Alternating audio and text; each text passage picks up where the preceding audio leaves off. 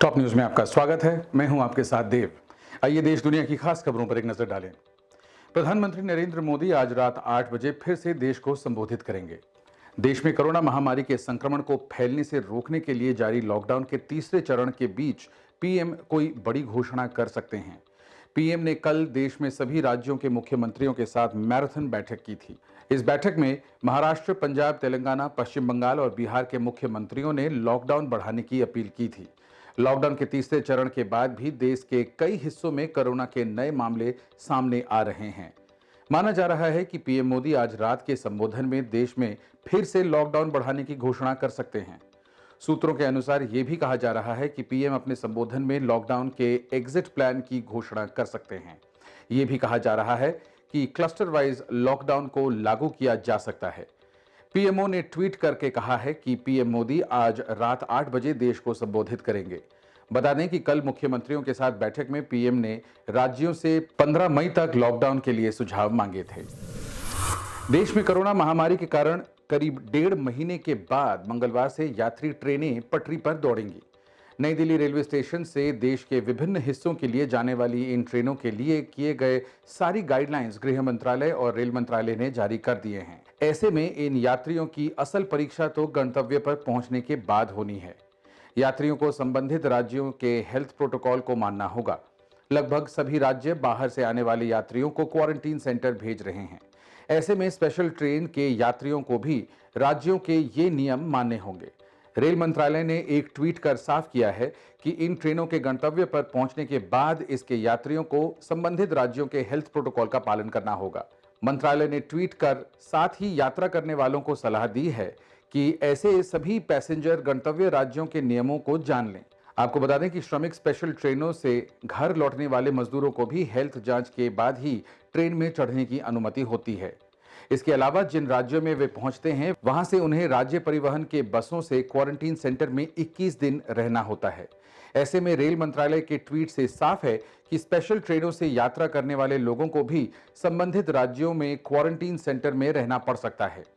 Bihar, UP जैसे राज्य श्रमिक स्पेशल से आने वाले मजदूरों को तय समय तक क्वारंटीन कर रहे हैं। यानी इन राज्यों में स्पेशल ट्रेन से पहुंचने वाले यात्रियों को भी क्वारंटीन किया जा सकता है। भारत में कोरोना वायरस को रोकने के लिए लगाया गया तीसरा लॉकडाउन अब खत्म होने के नजदीक है। फिलहाल आगे लॉकडाउन लगेगा या नहीं, इस पर सस्पेंस बना हुआ है, लेकिन लॉकडाउन से देश को फायदा हुआ है, ये साफ है। हेल्थ मिनिस्ट्री से जुड़े अधिकारी कह चुके हैं कि अगर लॉकडाउन नहीं लगाया जाता तो केस अब तक 10 लाख तक पहुंच गए होते। फिलहाल देश में कोरोना के 70,000 केस सामने आ चुके हैं।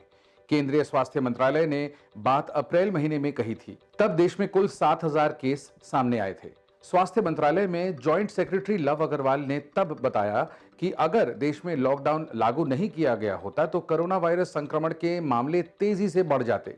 इस वजह से 15 अप्रैल तक देश में 8.2 लाख से ज्यादा केस हो जाते।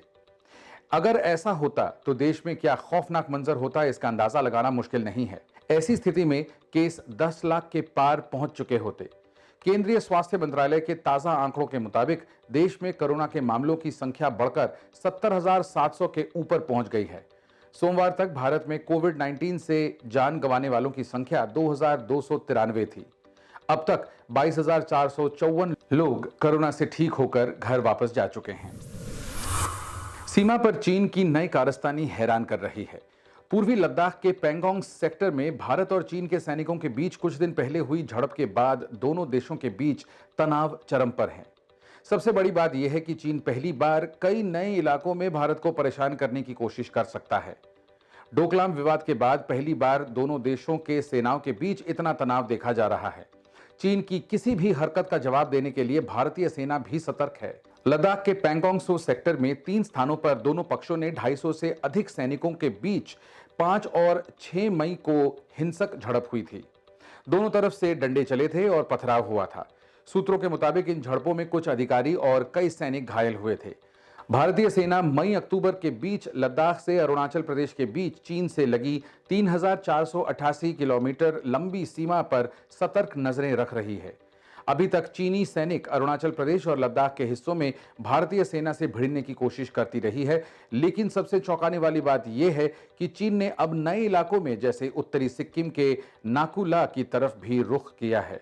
दोनों पक्षों ने अपनी ताकत दिखाने के लिए इस इलाके में अतिरिक्त सैनिक भेजे हैं। हालांकि ब्रिगेडियर स्तर की वार्ता के बाद मामले को सुलझा लिया गया था। ऐसी और भी ताज़ा तरीन खबरों के लिए नवभारत टाइम्स के फेसबुक पेज को लाइक करें और यूट्यूब चैनल को सब्सक्राइब करें।